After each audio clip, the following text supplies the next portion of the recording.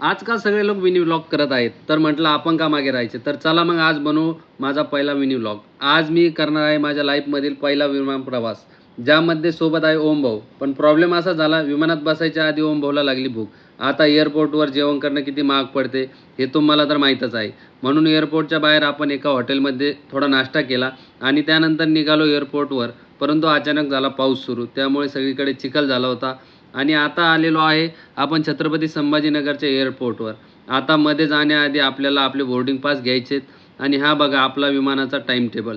अजून अर्धा तास बाकी होता. म्हटलं चला तुमच्यासोबत माझा पहिला विमान सफर शेअर करावा. आणि आतमधून एअरपोर्ट, अरे बाप रे बाप, खतरनाक. बोर्डिंग पास मिळाले आहेत.